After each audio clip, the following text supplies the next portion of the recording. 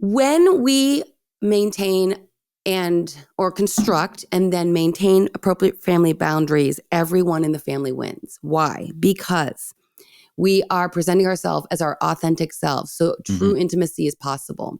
If I'm only hanging out with my family out of guilt, feeling like I'm betraying my parents if I don't, that's not an authentic relationship. I'm doing it out of this.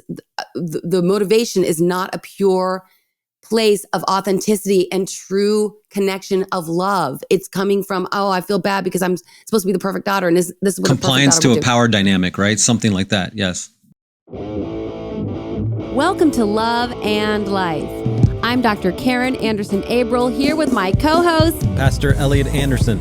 And Love and Life is your place to hear conversations grounded in psych research, psychotherapy, and biblical truth to help us thrive in love and life.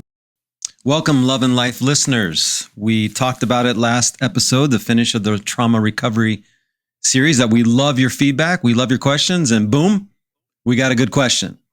So producer Tim is going to read our question for us, and then Karen's going to dive in, and we'll walk through this together, and hopefully we can help this woman. And I do need to apologize. Yeah, I do need She's to apologize. She's apologizing up front because I kind of took an Instagram fast, which we can talk about a little bit later, because we've got some different ways of connecting and engaging with you guys. So I took an Instagram fast for a while, and the question came in via Instagram. So this is an 11-day-old question. So I apologize because she starts out with a help exclamation point, and I feel because I was taking my fast, I was not as attentive to this person's question, and I do apologize for that. And I've been on an Instagram fast for 10 years, and so I don't apologize for my fast. But we thank you for the question. We hope it comes in. All right, here we go. I'm listening to your boundary podcasts with family and newlyweds. My husband and I have been married for 6 months, and I come from a very close, tight-knit family. He comes from an opposite family. My parents don't live local compared to my husband's family. He is struggling with the involvement my parents have and the constant plans they make to see me and my sister, who also lives in the same town as me. She has a 1-year-old who is the first grandbaby, and my parents want to be involved as much as possible. I'm struggling to find the balance between putting them first versus my marriage. I told my parents we love them and enjoy spending time, but we would only like to host occasionally and may not be around for every plan. Well, the first thing that comes to mind, Elliot, is she's doing the right thing. She is asking this question. She's sensing that there are expectations coming from her parents. She's realizing those expectations may or may not be reasonable now that she's a married woman, and she needs to put her husband first. That's why the Bible says, leave and cleave. I'll let you do the pastor thing, but that verse came to mind. And here's my overarching comment. This is going to be hard.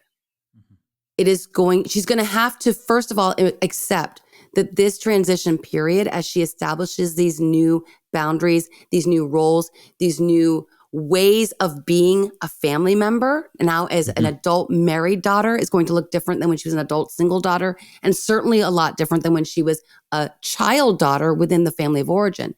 She's going to have to just sit with the discomfort, knowing that she's going to make decisions, that she's going to feel like she's betraying her parents. That's the feeling she's going to have, but it's not the reality of what's happening. She's actually honoring her husband and putting their marriage first, like I said, but she's going to have to just sit. It's not going to feel good for a while.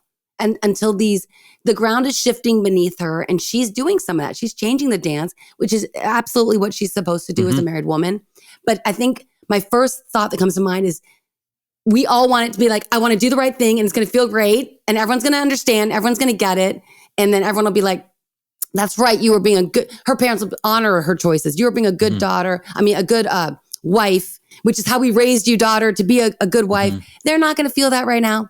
They're going to push back and say, we want you with us all the time. Just bring your husband along. So she's going to have to sit with the fact that some of this is going to feel very awkward, very uncomfortable. And frankly, it's going to be annoying. Yeah, it's going to take some time. Yeah. They're only been married 6 months. Yeah. So that transition alone is significant. And then the new grandchild is another massive change in the family systemic. And her family systemic is super tight and super close, maybe even enmeshed. Not in a bad way, but just maybe really connected. And his is the opposite, she said. So I'm guessing they're disconnected and like a lot of space. Family, faith values, as we talked about a couple questions ago, are like number one on your foundational values that you need to understand and work through. And there's a different lens here. There's a different perspective. And it doesn't sound like her husband doesn't like her family. It sounds like they're there a lot, like maybe every weekend, and or at least 4 or 5 times a month in some capacity. And he's losing a little bit of his sense of independence and space, and has likely made it known to his wife that he'd like a little more space, and she's wrestling through it. I would speculate that she's the youngest of the daughters, just based on how she didn't ask this question like a firstborn would ask it. So she's either like in the middle or the youngest, and likely her husband is maybe in the older side of his siblings on the birth order side, because it sounds like he's the one trying to put the direction down, or at least the response down. And now she's feeling, okay, it's my family. How do I communicate this? So I think foundationally, we're both saying the same thing from a little different side. This is to be expected. It doesn't need to be panic or crisis or, oh my gosh, this is going to ruin everything. But rather, this is systemic change in how I communicate, honoring my husband first, honoring my parents. That's biblical as well. But honoring our parents doesn't mean we do whatever they want anymore, right? That trying to please mom and dad the whole time, or sister, and please our husband equally is no longer the mode of operation. Now it's going to be, we don't like to use please, but it's going to be honor and respect, and communicate and negotiate with my spouse to come up with our game plan of connection, interaction, love. Then communicate to our parents, this is what we have decided. So she is not saying this is what I've decided, or this is what my husband decided, but rather this is what we, the United Front, have decided. Or, hey, this weekend we'd love to see you guys, but we can't have you stay here. We just got too much going on. We need some space. Whatever those dynamics look like, it seems to me there's a feeling of intrusion that he's having in his home base, and that's not okay for him. A few years ago, I started having trouble falling asleep, and I started taking melatonin because I thought it was a natural way to try to relax myself, calm myself down, and go to sleep. But it turns out that as a hormone supplement, melatonin can disrupt our other hormones, and we can build up an immunity to it. So when we started partnering with the wellness company, I was super excited to try their melatonin-free sleep aid called Restful Sleep. It includes passion flower, chamomile, valerian root, among other herbs, and natural ways to help calm us down and get us ready to go to bed. I've been using it for a couple months now, and Restful Sleep helps my mind and body quiet themselves and ease into sleep. If you've ever had insomnia, you know how brutal it is. The wellness company's Restful Sleep can help. Head over to twc.health/lovelife and enter promo code LOVELIFE at checkout for 15% off your entire order. That's twc.health/lovelife and promo code LOVELIFE for 15% off your entire order. Well, Elliot, you will remember from birth order research that if she is in fact the youngest daughter and he is in fact the oldest son, that is the most stable marriage. Absolutely. The youngest daughter with oldest son. Yeah, I love this. I love the we language. I want to underscore that. The two become one, and she no longer operates with her family of origin as a solo individual. She just doesn't. It's now the both of them. It is them. It's we. So I think that's really important. So Elliot, to give brass tacks to this, I like the themes we're addressing. I think she could, I kind of have like a 3-step approach. I think she journals some of this herself. What kind of feelings come up for her with this? Just identify, like you talked about the other day. I think it was Dr. Leaf that was saying we embrace, was it? Yeah. So she's going to embrace the feeling of discomfort, of letting that feeling of like, I feel like I'm betraying my parents, and then writing it down, maybe in the third person, as we've talked about, which helps you have a little more empathy for yourself, step outside of yourself a little bit to say this, to say Sarah, whatever her name is, Sarah is feeling this. And then she can look at that, go, well, of course Sarah's feeling this. This is 6 months into a marriage. Even happy times are some of the most stressful. When we look at the stress scale, marriage is hugely stressful. It's considered a family life cycle major incident, which is a good incident. It's a wonderful thing, but it's going to cause everyone in the family to kind of reorient and figure out how to do life now with this new person who they may love and accept and be excited about. But it's just going to take some time to sort through, let the dust settle. But she needs to be intentional about it. So I would say first, she needs to journal what this all means to her. What does it mean she's a bad daughter if she puts these boundaries up? Does it mean she's abandoning her parents when they need her? Maybe her parents are getting older and she's feeling that responsibility, which we also feel as adult children. There's a lot of, maybe it makes her feel like she's not a good aunt if she's not at every single time the family gathers to love on this 1-year-old. That there could be a lot of meaning that she's ascribing to this choice. She needs to really unpack that and put it on pen and paper so that she can see it in black and white in front of her. And then 2, I would bring this to her husband and just say, I honor that you're new to this family, and our ways, our family norms and rules of engagement and rules of connection feel very foreign to you because your family you had more permission for autonomy and separateness in your family. But this is how we've done things. So I would like to show you how this all feels to me, not to manipulate you, not to change your position, but just so you can fully understand me in the intimacy of our connection. And then let him respond. So that he can also be like, darling, I love you. And I love your heart for your parents. I love what a lover you are and how close you want to be. But when you say that it makes you feel like you're a bad daughter or you're betraying them, let's really sit with that for a minute. You're not. And then 3rd, perhaps they come to, as a couple, like you said, as a we, and have a lunch, a coffee date or something, and just say, hey, there's some things we've been talking about here and there. We thought it might be nice to have some dedicated time to share this with you, couple to couple, family member to family member, with her parents, and just establish with her husband there as her support. Yeah, totally agree. And I think there's undertones. I know we only got like 6 sentences, but there's undertones of she doesn't really want it to change. She's really struggling with, this is how I like to do things and I want to keep doing things. And so we get caught sometimes, especially new in marriage, feeling like, well, if I'm going to hurt someone's feelings, I'd rather hurt my spouse's feelings. I don't want to hurt mom's feelings because then she gets all out of whack and out of sorts, and maybe little snarky comments come, or, whatever it might be in her systemic. We don't have a crystal ball. We're not prophetic in that sense, but it sounds to me like that's where she needs to sit in it. Like you said, in your number 1 step there, recognize, I don't like this. I would like this to continue exactly as this is, or maybe even increase it, but that's not what my husband would like. And I have to worry about, and worry is not the right word. I need to be concerned with and appropriately attuned to his feelings, his desires, his systemic over the family systemic that might have been wonderful, close, tight-knit family. Sounds like everything was positive. She didn't give any negativity to that. But she chose to marry this man. I don't think she was under coercion or undue stress, or we would have had a different question. Right. Right. And so she chose, and so she has to join and create the new systemic.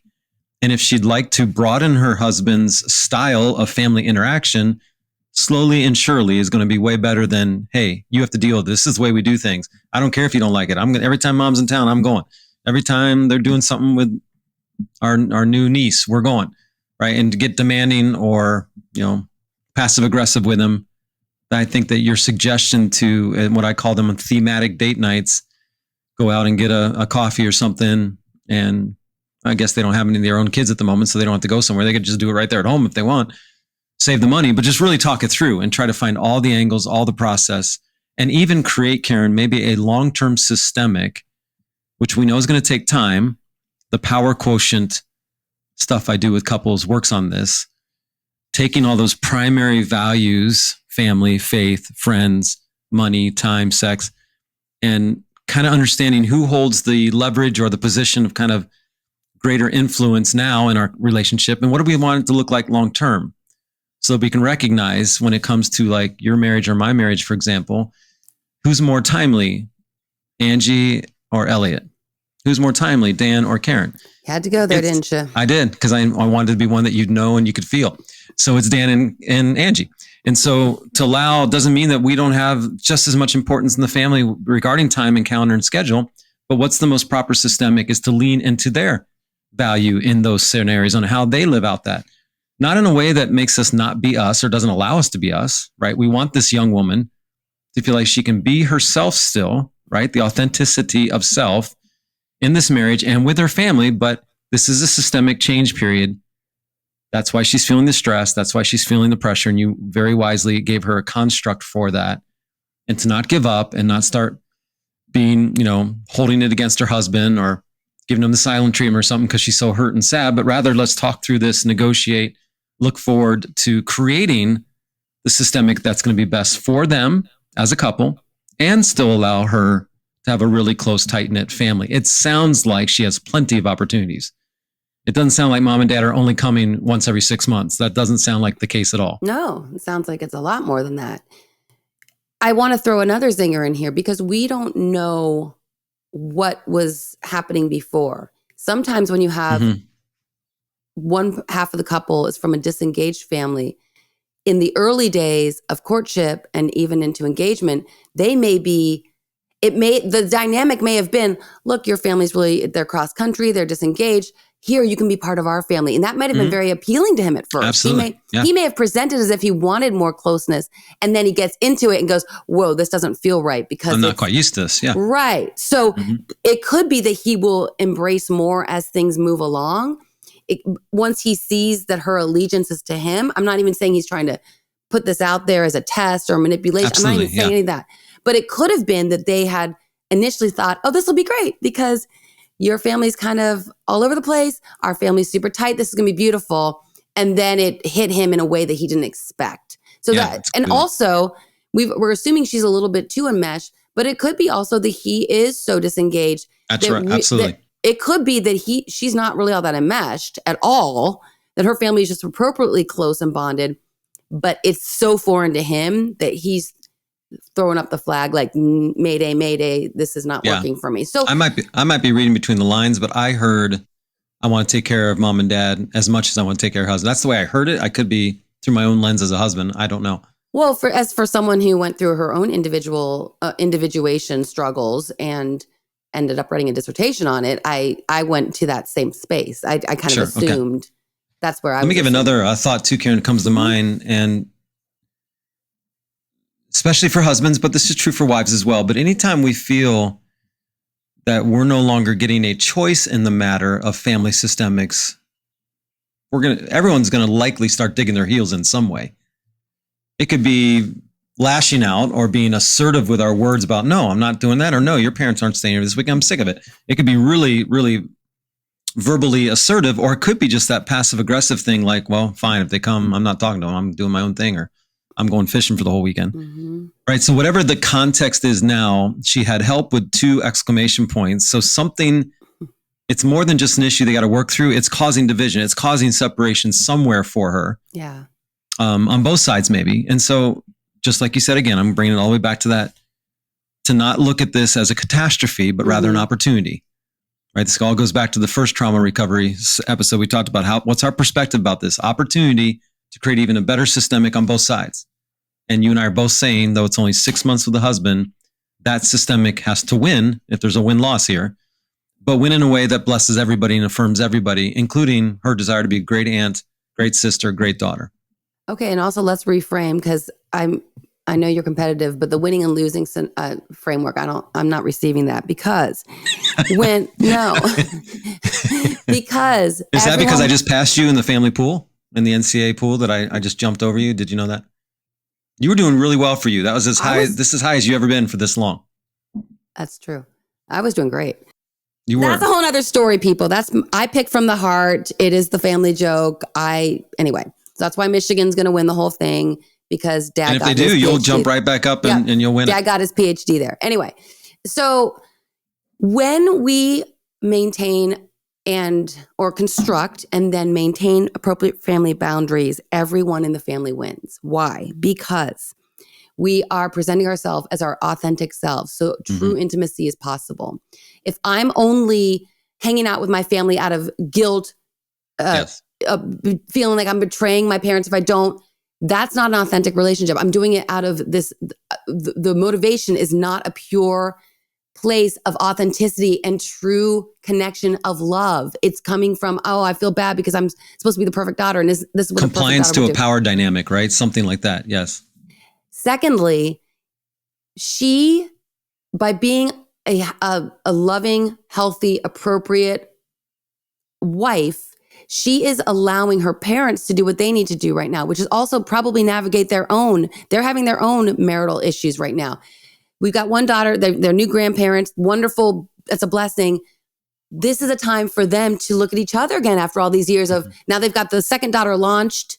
So they are now in a place, which we also know is a family life crisis, part of the family life cycle oftentimes, where sometimes parents who have to now look back at their marital subsystem, remember they're playing both roles, but maybe they put their parenting role first. Many couples do. Now they have to look at each other in this second act of their lives, now that they're empty nesters. And by this woman establishing appropriate boundaries and putting her husband first, that allows her parents the space to look at each other and go, what is our role now? And maybe they're putting so much pressure on their daughters to hang out all the time because they don't like each other that much anymore. Who knows what's going on in that marriage? So by her creating space there, she allows her parents to do what they need to do for their marriage at this time in their life. Yeah, and there's likely a role the writer of the question is playing is some type of conduit connector between the sides. Yeah. That with seems sister, obvious. You mean? With her sister too? The Yeah, sister, and maybe even sister through mom in some capacity or whatever it is. I'm assuming mom because it tends to be triangulation through the ladies here. I have no idea. It could be much more a father issue. We're just speculating on our experience. But I think to not get stuck feeling that she's got to solve it for everybody. Right. That she's got to figure out how to communicate best. So my sister and her husband, we haven't heard about him yet, are all great and feel connected. Mom and dad feel connected. And of course, my husband feels connected. To say, no, my primary role is to make sure me and my husband are connected and then communicate the best we can, on behalf of us towards them, but not being worried or stuck thinking, well, I can't have them be mad or frustrated or disappointed because we can't control any of that. And we get caught in that dance. We get caught pleasing. We get caught triangulating. We get caught in compliance. And like you said, then the whole authentic self and therefore the authentic marriage can get off a little bit and not necessarily devastation, but can get off and cause a little root of bitterness or root of frustration that can last a long, long time. We all know families who get these in-law scenarios going and they just get rooted and it's never quite the same. So we want to be careful here. I'm glad she's has written early. So get through this, process through it, figure it out. Let's make this a strength, an opportunity, a chance for even a stronger bond, a stronger relationship.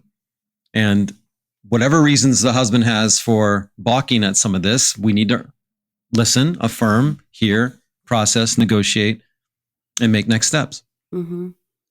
And like you said, this is early on in their marriage. This is completely appropriate. It's totally normal. I just want to normalize this whole thing. It's totally to be expected.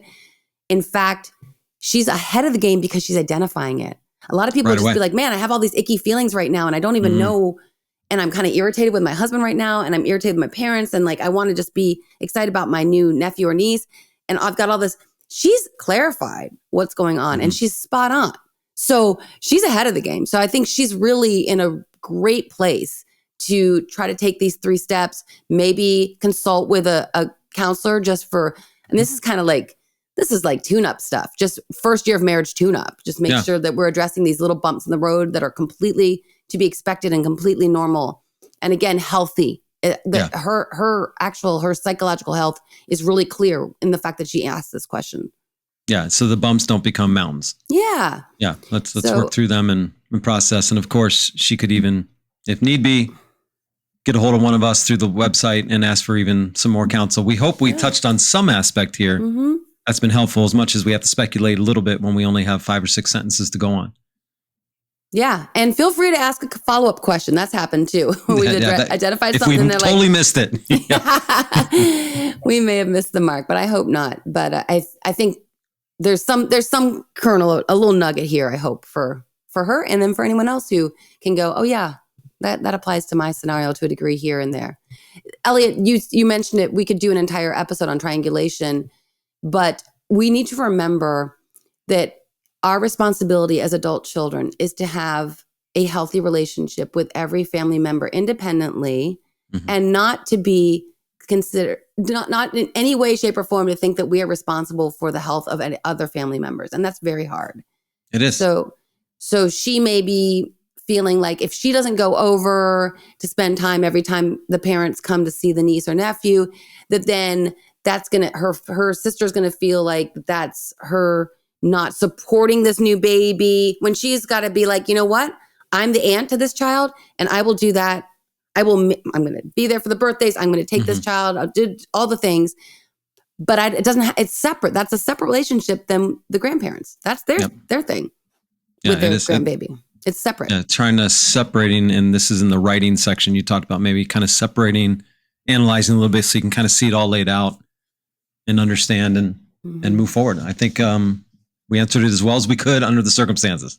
Yeah. I do want to know if we were right about her being the youngest, or there might be another sibling underneath her too. Or at least the younger of the two daughters. It's just my speculation based on the style of the letter rather than a firstborn assertive direction where they would likely say something like, this is what I want to do, and I think I'm right. My husband's against it. What do you think? That's a much different styled letter. That would be much more of a firstborn style, to put their point up front and directive like that. All right. So I'll close us out in prayer. All right. Sounds good. God, thank you for the chance to think about family dynamics and systems and patterns. And we're just so honored that this listener shared her heart with us and her pain point right now and her struggle.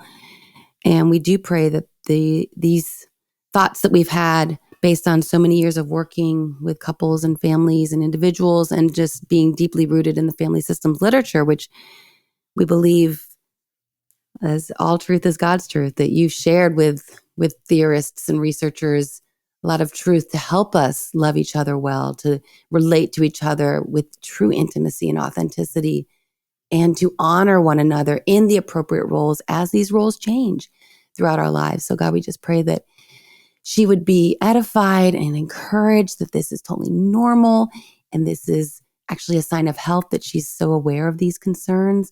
We pray for their new marriage, for this new little baby, and for the parents who are dealing with their own life transitions during this time. There's so much good here. We just pray your blessings on this family that has been presented to us, and then to other listeners and family relationships that may potentially be touched by the thoughts we've shared today. And thank you so much, Lord, for all that is good. And we know it all comes from you. In Jesus' name, amen. Love and Life with Dr. Karen and Pastor Elliot is produced by Tim May and executive producer, Dr. Karen Anders-Nabel. For more information about Love and Life, please go to loveandlifemedia.com.